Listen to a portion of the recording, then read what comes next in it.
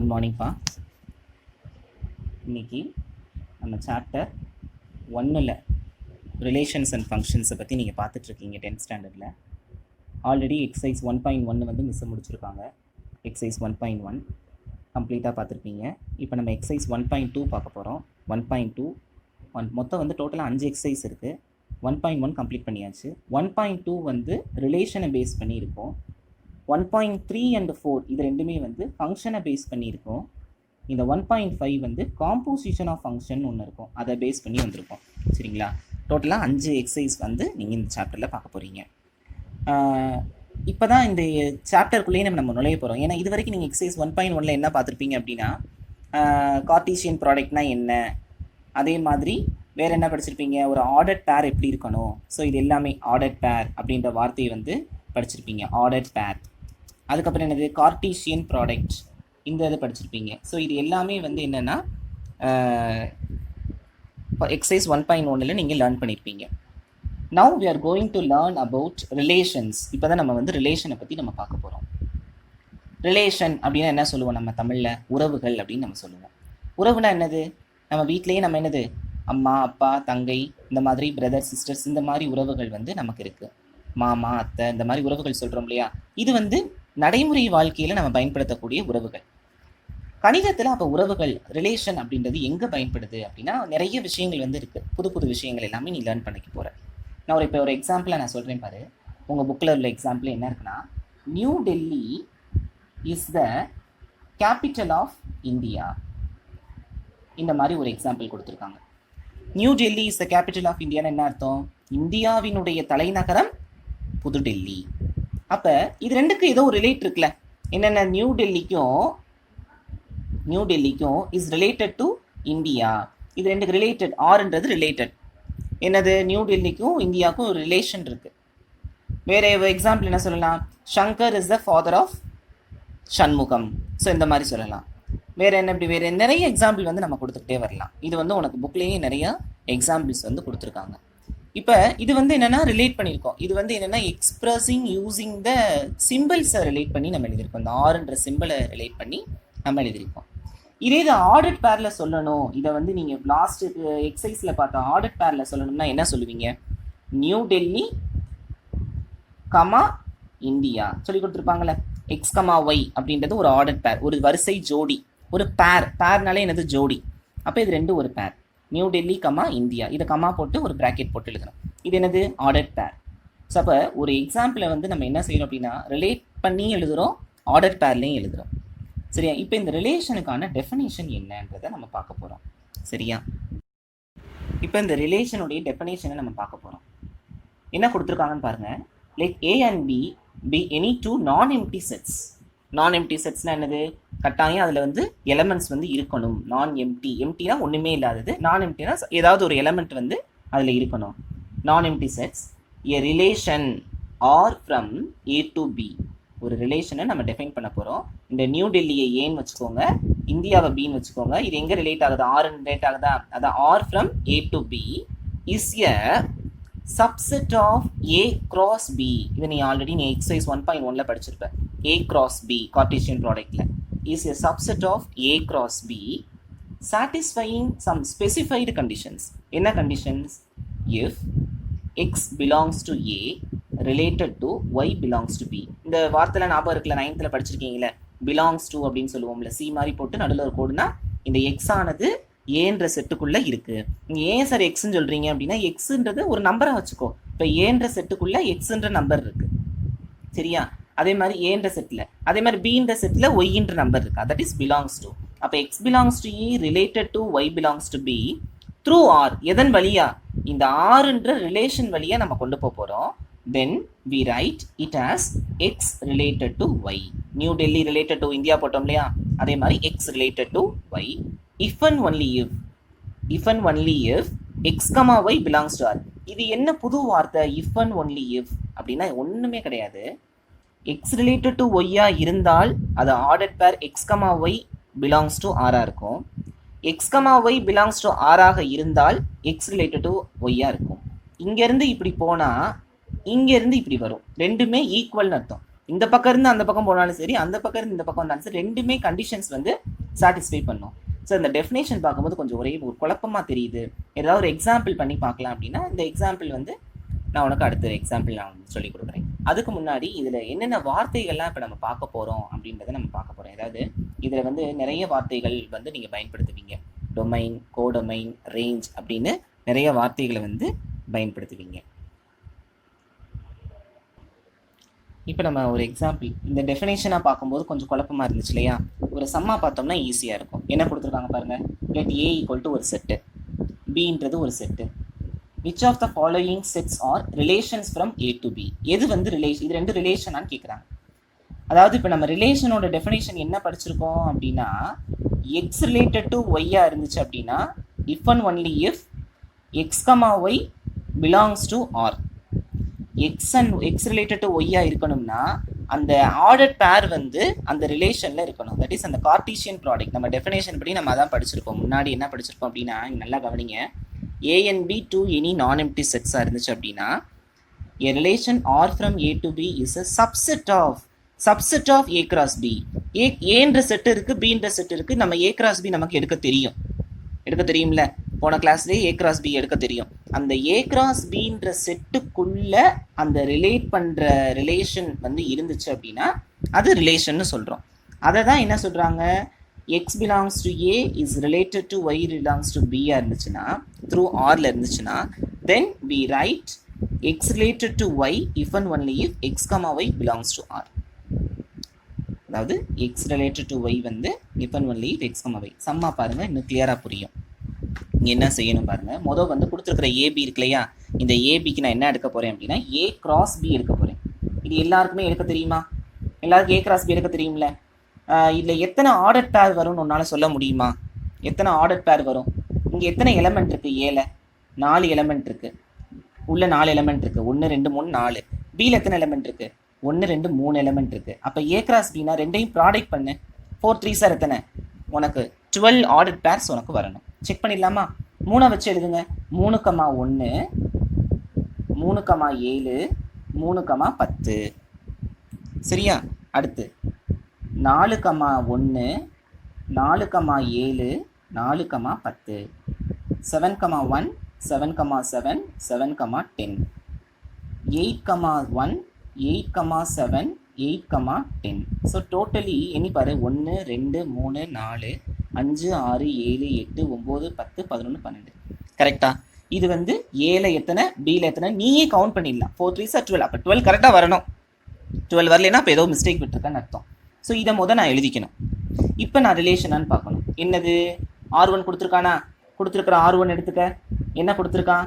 3,7 4,7 7,10 8,1. இதான் வந்து அவன் கொடுத்துருக்கான். சரியா? அந்த கொடுத்துருக்கிறதுல நம்ம நல்லா கவனிச்சு பாரு. இந்த R1 அப்படின்றது தட் இஸ் இங்கே வந்து என்னென்னா 2 ரிலேஷன் இருக்கிறனால 1ன்னு கொடுத்துருக்காங்க. அதை பற்றி ஒரி பண்ணிக்காத. இந்த R1 அப்படின்றது வந்து is a subset of A cross B. அதாவது R1 வந்து A cross Bக்கு சப்செட்டாக இருக்கா? இது நம்ம 9th படிச்சிருக்கோம். சப்செட்னா என்னன்னு. சப்செட்டாக இருக்கா? நல்லா கவனி. 3,7 இங்கே இருக்கா? இருக்கு. 4,7 இருக்கா? இருக்கு. 7,10 இருக்கா? இருக்கு. 8,1 இருக்கா? இருக்கு. அப்போ கண்டிஷன் என்ன ஆகுது? சாட்டிஸ்ஃபை ஆகுது. ஸோ வி நோட் தட் இங்கே என்ன நோட் பண்ணுறோம்னா R1 is a subset of, நீ எழுதலாம் சென்டென்ஸில் கூட எழுதலாம், R1 is a subset of A cross B. A cross Bயில் வந்து இருக்கு. ஸோ இதை நம்ம எப்படி சொல்லலாம்? R1 is relation from A cross B. இதுதான் கண்டிஷன். இது இப்படி இருக்கிறது தான் இந்த ஆர்டர் பேர்ஸ் வந்து என்னது? இந்த 4 ஆர்டர் பேருமே வந்து இந்த A cross Bயில் இருக்கிறதுனால இது என்னது? ரிலேஷன் ஆகும். ரிலேஷனாக இருக்கு. Which of the following sets are relation from A to B. எது ரிலேஷன் கேட்குறாங்கப்பா? That for R1 is relation from A cross B. இது ரெண்டாம் கணக்கு பாருங்க. ரெண்டாம் கணக்கில் என்ன செஞ்சுருப்பாங்க அப்படின்னா, ரெண்டாவது கணக்கில் வந்து இந்த ரெண்டாவது கணக்கில் வந்து என்ன கொடுத்துருக்காங்கன்னா R2 ஈக்குவல் டு 3,1 4,12. இந்த R2 வந்து ரிலேஷனான்னு கேட்குறாங்க. நல்லா கவனி. 3,1 இருக்கு. 4,12 எங்கேயாவது இருக்கா? 4,1 இருக்கும், 4,7, 4,10 இந்த 3 நம்பர் தான் இருக்கு, ஆர்டர் பேர் தான் இருக்கு. 4,12 அந்த ஆர்டர் பேர்லேயே இல்லை. 4,1 வந்து இப்போ என்ன கொடுத்துருக்காங்க, 4,12 வந்து இப்போ நமக்கு R2ல இருக்கு. சரியா, R2ல இருக்கு. Here 4,12 belongs to R2. Belongs டுனா அர்த்தம் என்னன்னு தெரியுதுல, R2ன்ற செட்டுக்குள்ள 4,12ன்றது இருக்கு.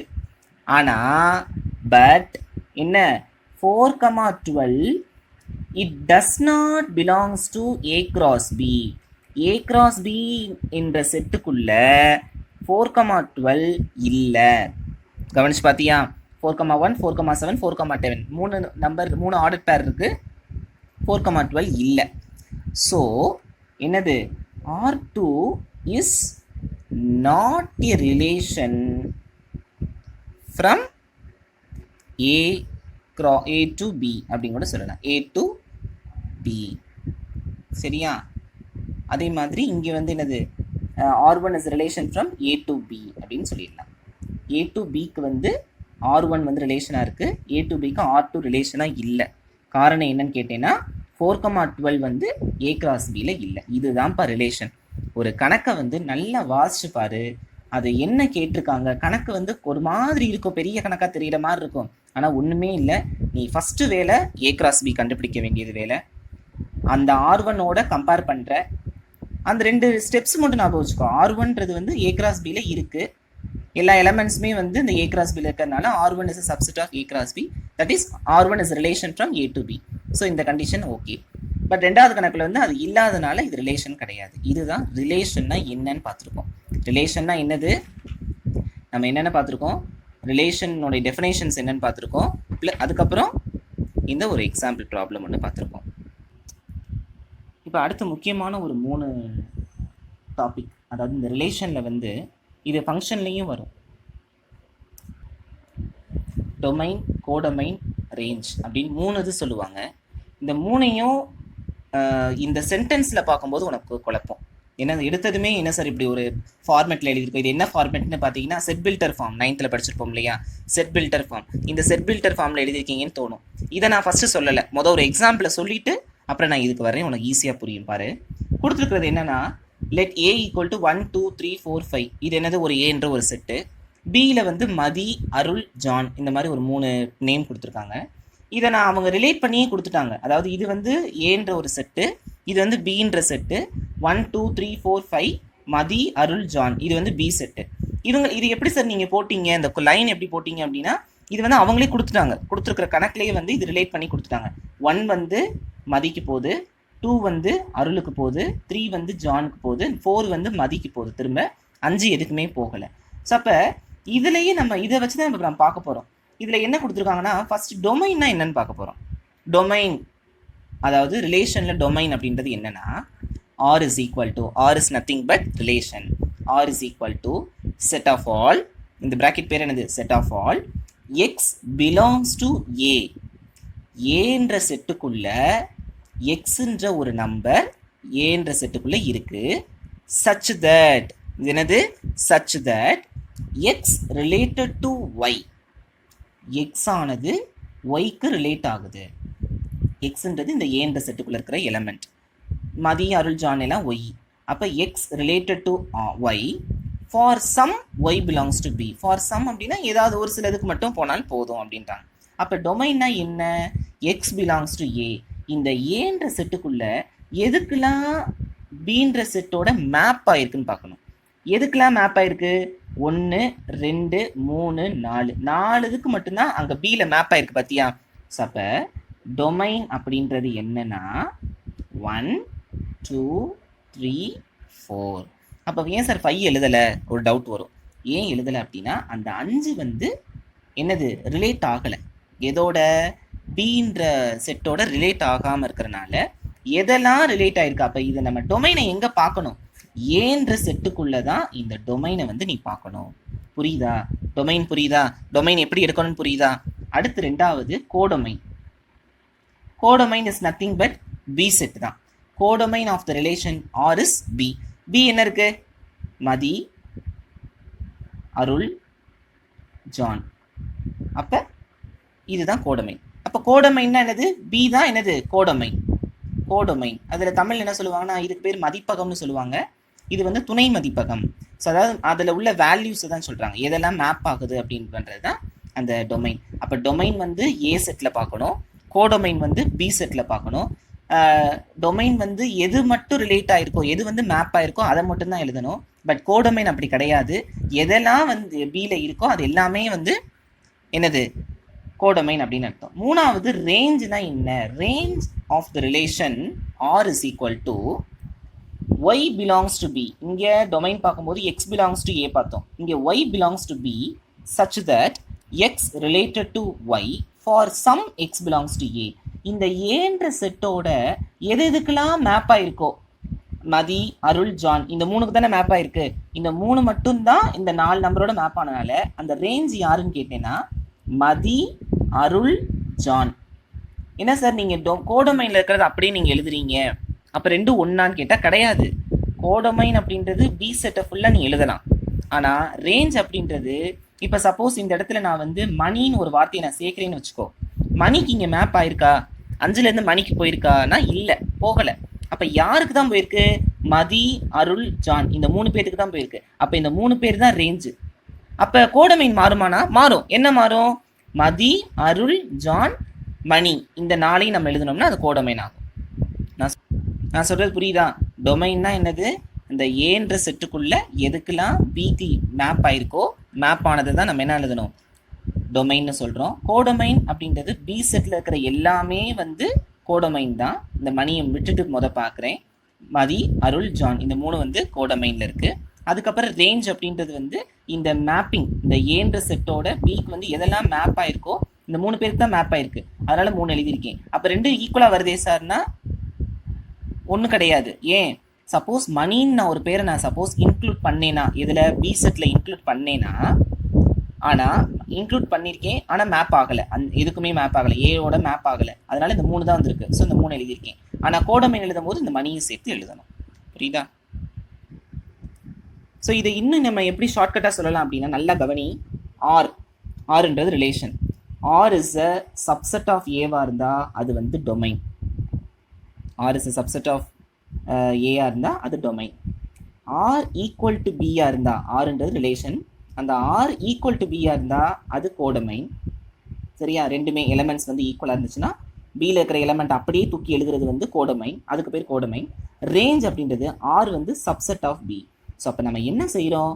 ஏன்ற செட்டில் பார்க்குறது டொமைன், பின்ற செட்டில் பார்க்குறது ரேஞ்ச், பி செட்டையும் அப்படியே தூக்கி எழுதுறது கோடொமைன். ஸோ இந்த 3 வார்த்தைகள் ரொம்ப புதுசாக நீ இப்போ தான் லேர்ன் பண்ணுற, 10th ஸ்டாண்டர்டில் தான் நீ லேர்ன் பண்ணுற. ஸோ ரொம்ப கவனமாக இந்த 3 வார்த்தையும் பாரு, இந்த 3 டெஃபினேஷன் பார்த்து வச்சுக்கோ. சரியா? பார்த்துட்டு இதை பார்க்கணும். எக்ஸசைஸ் 1.2ல் மொதல் கணக்கு பார்க்கலாம். Let A equal to 1 2 3 7, B equal to 3 0 -1 7. Question என்னென்னா, which of the following sets are relation from A to B? இதான் கொடுத்துருக்கிற கொஸ்டின். சரியா? இப்போ இங்கே 2 கணக்கு கொடுத்துருக்காங்க. இப்போ நான் எக்ஸசைஸ் 1.2ல் வந்து மொதல் கணக்கில் மொத்தம் 4 சப்டிவிஷன் இருக்குது. 2 நான் நடத்துகிறேன், 2 ஹோம்ஒர்க்காக வச்சுக்கலாம். சரிங்களா? 1 2 ஒன்றாவது ரிலேஷன் என்னப்பா கொடுத்துருக்காங்க? R1ன்றது மொதல் ரிலேஷன், 2,1 7,1, இது ரிலேஷனான்னு பார்க்கணும். R2ன்றது இன்னொரு ரிலேஷன், -1,1. இப்போ நம்ம தனித்தனியாக தான் செய்யணும். மொதல் கொடுத்துருக்கிற கணக்கை பாரு. ஏன்ற செட் இருக்குது, பின்ற செட் இருக்குது. அப்போ என்ன கண்டுபிடிக்கணும்? மொதல் A cross B கண்டுபிடிக்கணும். சரியா? கார்டீசியன் ப்ராடக்ட் மொதல் கண்டுபிடிக்கணும். ஏல எத்தனை எலமெண்ட் பாருக்கு? 1 2 3 4 எலமெண்ட் இருக்குது. பெருக்கல் ப்ராடக்ட் பியில் வந்து எத்தனை இருக்குது? 4. 4 cross 4, 4 4 சார் எத்தனை? 16. சரிங்களா? அப்போ 16 ஆர்டர் பேர் வந்து நீ எழுதணும். அப்போ ஃபஸ்ட்டு 1 வச்சு முதல் இந்த 4 எலமெண்ட்டுக்கு எழுதணும். என்ன சொல்லுங்கள்? 1,3 1,0 1,-1 1,7. ஓகேவா? அடுத்து 2,3 2,0 2,-1 2,7. அடுத்து 3,3 3,0 3,-1 3,7. அடுத்து 4, 4 கிடையாது, 7,0 7,3 மாற்றி எழுதிட்டேன். 7,3, 7,-1, 7,7. ஸோ க்ளோஸ் பண்ணிடு. சரியா? அப்போ மொத்தம் பாரு 4 4 4 4 4 4 சார் 16 கரெக்டாக இருக்குது. சரியா? இப்போ ஃபஸ்ட்டு கொடுத்துருக்குற கணக்கு வந்து R1ல் என்ன இருக்குது? 2,1 7,1. இந்த ரெண்டுமே இந்த ஆர்டர் பேரில் A cross Bல இருக்கா? 2,1 இருக்கா பாரு. 2,1ன்ற செட்டு இருக்கா? 2,1ன்ற செட்டே இருக்காது. இல்லை, ஏன்னா 2,-1 தான் இருக்குது. சரியா? அடுத்து 7,1 இருக்கா பாரு. 7,1 இல்லை.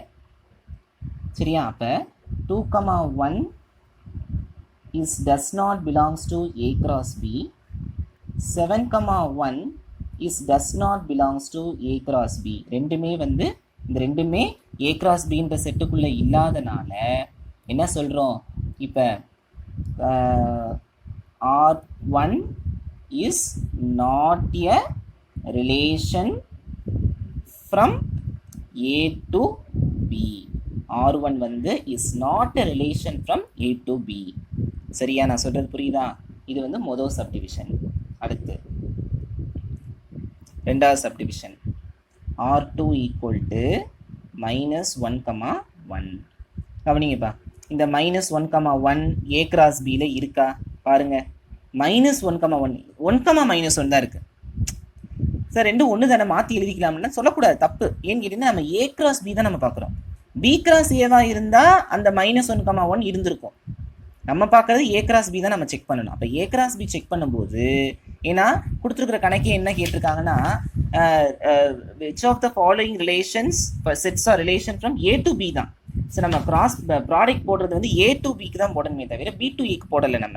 ஸோ அதனால் A to Bக்கு போடும்போது 1,-1 தான் இருக்குது. -1,1 வந்து இல்லை. அப்போ is does not belongs to A cross B. Therefore R2 is not a relation from A to B. புரியுதா? ஸோ இப்போ அடுத்து மூணாம் கணக்கு பாருங்க. A relation R is given by the set x, y, அதாவது set of all x, y such that y equal to x plus 3 where x belongs to இது கொடுத்துருக்காங்க. இது என்ன சார் கொஸ்டின் கேட்டிருக்காங்கன்னா, டிட்டர்மைன் டொமைனும் ரேஞ்சும் கண்டுபிடிக்கணும். சார் நீங்கள் டொமைன் ரேஞ்சுக்கு முதல் ஆரோ diagram கொடுத்துருந்தாங்க, இங்கே ஆரோ டயக்ராம் கொடுக்கலேன்னு கவலைப்படாத. நம்ம வந்து இந்த செட்டை வந்து எக்ஸ்பிளைன் பண்ணிவிட்டு கூட நம்ம வந்து கண்டுபிடிச்சிக்கலாம். என்னன்னு கேட்டீங்கன்னா, இப்போ கொடுத்துருக்குற இந்த ரிலேஷன் R is given, இதான் ஒரு ரிலேஷன். இது ஒரு ரிலேஷனாக கொடுத்துட்டாங்க. செட் ஆஃப் ஆல், இது வந்து ஒரு ஆர்டர் பேர். அப்போ நமக்கு இங்கே கணக்கே இல்லை பாரு. அதுக்கு பதிலாக தான் என்ன கொடுத்துருக்காங்க? y equal to x plus 3 கொடுத்துருக்காங்க. நம்ம 9th படிப்போம் இல்லையா, எக்ஸுக்கு எலமெண்ட்ஸ் இருக்கும். அந்த எலமெண்ட் எல்லாத்தையும் நம்ம இந்த இதில் சப்ஸ்ட் பண்ணோம்னா ஒய்க்கு ஆன்சர் கிடச்சிரும். இப்போ எக்ஸில் என்னென்ன எலமெண்ட்ஸ்லாம் இருக்குன்னு பார்த்தீங்கன்னா 0 1 2 3 4 5 இருக்குது. ஒய் என்ன கொடுத்துருக்காங்க?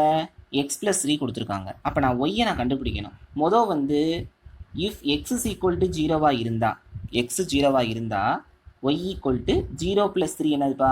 3. 0 + 3 3. அப்போ நம்ம அந்த ஆர்டர் பேரை நம்ம எழுதுவோமா? என்னது? 0,3. சரியா? அடுத்து எக்ஸ் இஸ் ஈக்குவல் டு 1ஆக இருந்தால் ஒய் ஈக்குவல் டு 1 + 3. 1 + 3 எத்தனை? 4. அப்போ 1,4. எக்ஸ் இஸ் ஈக்குவல் டு 2ஆக இருந்தால் என்னது? 2 + 3 5. அப்போ 2,5. முதல் இருக்கிறது எல்லாமே யார்? எக்ஸு. ரெண்டாவது இருக்கிறது எல்லாமே யார்? ஒய். நீ கண்டுபிடிக்கிறது தான் எழுதுகிற. அடுத்து எக்ஸ் இஸ் ஈக்குவல் டு 3ஆக இருந்தால் என்ன வரும்? 3 + 3 6. அப்போ 3,6. எக்ஸ் இஸ் ஈக்குவல் டு 4ஆக இருந்தால் என்ன வரும்? 4 + 3 7. அப்போ 4,7. எக்ஸ் இஸ் ஈக்குவல் டு 5ஆக இருந்தால் என்ன வரும்? 5 + 3 8. 5,8. இப்போ நான் அந்த ஆர்டர் பேர்ஸை நான் கண்டுபிடிச்சிட்டேன். எக்ஸ், ஒய் எல்லாமே நான் கண்டுபிடிச்சிட்டேன். இப்போ என்னோட கொஸ்டின் என்னது? Determine its domain and range. டொமைனும் ரேஞ்சும் என்னன்னு கேட்குறாங்க. இந்த டொமைன் அப்படின்றது நான் என்ன சொல்லியிருக்கேன் ஆல்ரெடி. இப்போ நம்ம இதை ஒரு மேப்பிங்காக போடுவோமா? பண்ணலாம். அழகாக நம்ம என்ன செய்யலாம்? நம்ம இதை வந்து ஒரு இந்த மாதிரி போட்டுக்கணும். இது ஏ செட்டு, இது பி செட்டு, ரிலேஷன் ஏல என்னென்னலாம் இருக்குது? ஏன்றது என்னதுன்னா எக்ஸில் இருக்க எலமெண்ட்ஸ் 0 1 2 3 4 5. சரியா? ஒய்யில் நம்ம என்னென்னலாம் கண்டுபிடிச்சிருக்கோம்? ஒய்யில் என்னென்னலாம் எழுதியிருக்கோம்? 3 4 5 6 7 8. இப்போ இந்த ஆர்டர் பேர் பாரு. 0 எங்கே போகுது? 0 to 3க்கு போகுது, 1 to 4க்கு போகுது, 2 to 5, 3 to 6, 4 to 7, 5 to 8. அப்போ எல்லாத்துக்குமே எல்லாமே மேப் ஆயிடுச்சு. நான் டொமைன்னா என்ன சொல்லியிருக்கேன்? டொமைன் அப்படின்றது என்ன சொல்லியிருக்கேன்? ஆறுன்றது சப்செட் ஆஃப் ஏ. ஆறுன்றது ரிலேஷன். டொமைன் வந்து எங்கே பார்க்கணும்? ஏல பார்க்கணும். ஏல இருக்கிற எல்லா எலமெண்ட்டுக்குமே பியில் வந்து மேப் ஆனதுனால டொமைன் என்னதுப்பா வரும்? Domain is equal to 0, 1, 2, 3, 4, 5. Domain வந்துருச்சு. அடுத்து என்ன கேட்டிருக்கான்? ரேஞ்சு கேட்டிருக்கான். ரேஞ்ச் அப்படின்றது நான் என்ன சொல்லியிருக்கேன்? R is a subset of B. இங்கே எதெல்லாம் வந்து அந்த பி செட்டில் இமேஜ் ஆயிருக்கு? எல்லாத்துக்குமே தான் இருக்குது. சப்போஸ் ஏதாவது ஒன்று ஆகலைன்னா அதை விட்டுட்டு ஆனதுக்கு மட்டும் எழுதுவோம். இங்கே பார்த்தீங்கன்னா எல்லாத்துக்குமே ஆனதுனால ரேஞ்ச் என்ன இருக்குது? 3, 4, 5, 6, 7, 8. இங்கே கோடமைன் கேட்கலை. கோடமைன் கேட்கல. சப்போஸ் கேட்டிருந்தா என்ன வரும்? என்ன சொல்லியிருக்கேன்? கோடமைன்னா ஆர் ஈக்குவல் டு பி. பியில் என்னெல்லாம் எலமெண்ட்ஸ் இருக்கோ அதை அப்படியே தூக்கி எழுதணும். என்னெல்லாம் இருக்குது? 3, 4, 5, 6, 7, 8. சரியா? இப்போ நம்ம எக்ஸசைஸில் 2 கணக்கு நான் நடத்தியிருக்கேன். ஹோம்ஒர்க் ப்ராப்ளம் நான் சொல்கிறேன், நோட் பண்ணி வச்சுக்கோங்க. அடுத்த கிளாஸில் மீதி இருக்கிறத நம்ம பார்ப்போம். ஹோம்ஒர்க் வந்து என்ன கொடுத்துருக்கேன்னா, எக்ஸசைஸ் 1.2ல் மொதல் கணக்கில் மொதல் 2 நான் நடத்திட்டேன். 3, 4 நீ ஹோம்ஒர்க் செஞ்சிரு. அடுத்து எக்ஸாம்பிள் 1.4லேயும் அதே மாதிரி 3 சப்டிவிஷனில் வந்து நான் வந்து 2 சப்டிவிஷன் நடத்திட்டேன். 3ஆம் சப்டிவிஷன் மட்டும் ஹோம்ஒர்க் வச்சுக்கோ. இதை வந்து எனக்கு ஒரே பக்கத்தில் வர்ற மாதிரி எனக்கு ஹோம்ஒர்க்கை எழுதி, நம்ம மேக்ஸுக்கு நான் எல்லா செக்ஷனுக்கும் சேர்த்து ஒரு குரூப் போட்டிருக்கேன், ஹோம்ஒர்க்குக்கும் டெஸ்ட்டுக்கும் ஆரம்பிச்சிருக்காங்களே மிஸ்ஸு, அந்த குரூப்பில் எனக்கு அனுப்பிவிடு. நான் வந்து கரெக்ஷன் பண்ணி கொடுத்துட்றேன். இது எல்லாமே கரெக்ஷன் பண்ணி நான் உனக்கு ஹோம்ஒர்க் நோட்டில் செப்பரேட்டாக, ஹோம்ஒர்க்குன்னு ஒரு நோட் செப்பரேட்டாக போட்டுக்கோ, டெஸ்ட்டுக்குன்னு ஒரு நோட்டை செப்பரேட்டாக போட்டுக்கோ. எழுதுறத தயவு செய்து டேட் போட்டு எழுது. எதையும் விட்டுட்டு பார்த்து எழுதணும், கடனுக்கு செய்யணும்னு மட்டும் நினைக்காத. ஒழுங்காக கரெக்டாக ப்ராப்பராக செஞ்சு வை. ஓகேவா? தேங்க்யூ.